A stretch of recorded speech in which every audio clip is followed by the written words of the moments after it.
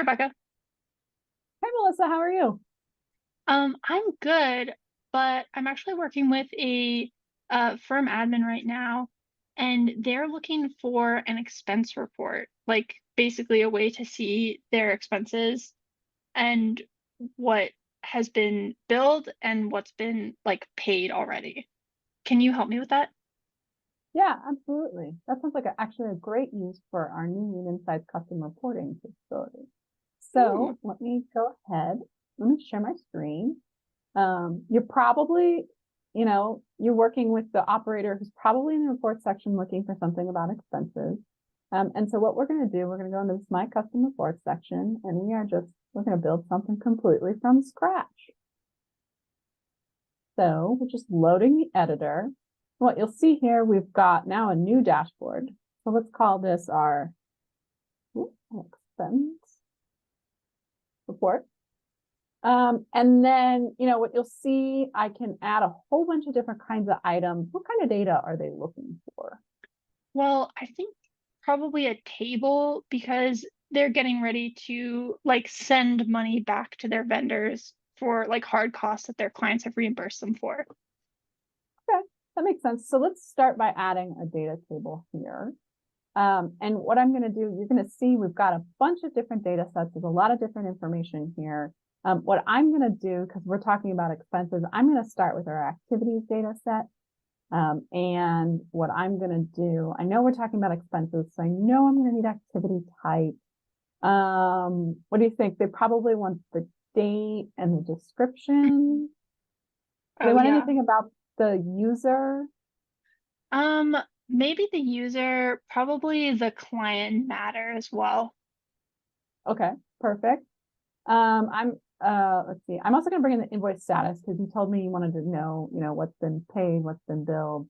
And we'll use that for that. But let's drag in client name and client matter. And what you'll see, I'm just dragging and dropping new data points into this table as we go.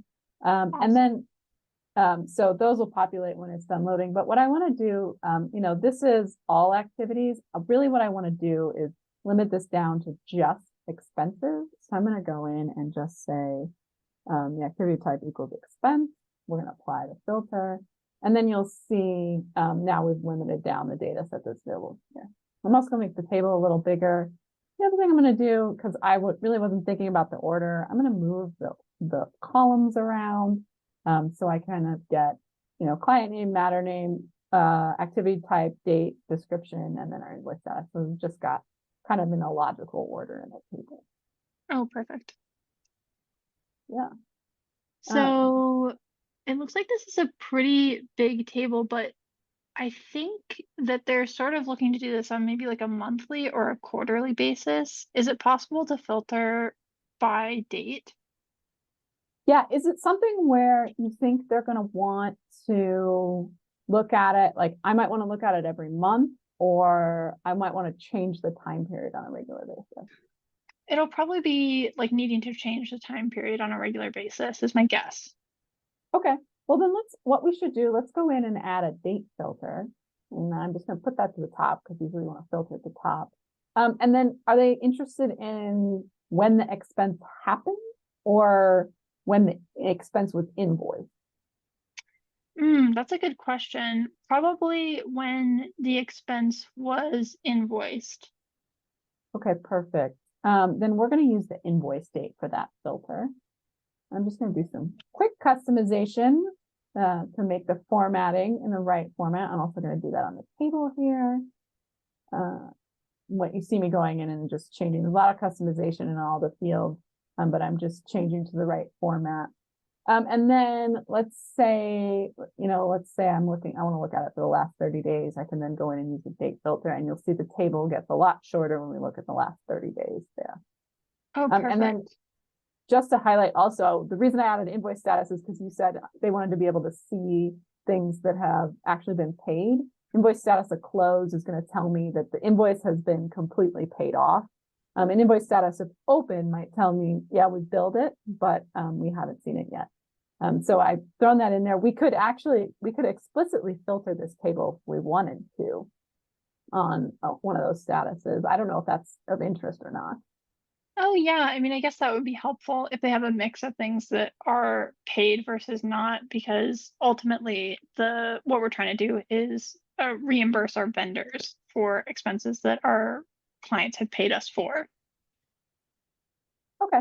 Well, why don't I leave it as it is then? We can see all the different invoice statuses when we kind of look at a larger time period then. And that way we can see things that are draft, approved, lots of different variety there. Oh, perfect. Is there any way to kind of like summarize all this information? Yeah, so one of the things we can do, we can add this nice little number element here, and then we can let's do billable activity amount. We probably also want this in the table because we want the amount of the expense by figures. Oh, perfect. So we probably want to throw that in. And then what I'm going to just do is that same thing we did on the table. We're going to say this equals expense.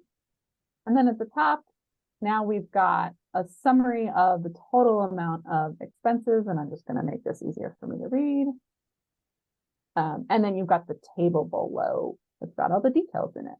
So lots of flexibility, lots of different options. Of course, building your own custom report, you would expect to have a lot of flexibility. But this is kind of where I'd start getting an expense report set up for a firm. That's awesome. I'll send this to him and get feedback, and maybe we can edit it together if we need to. Yeah, great.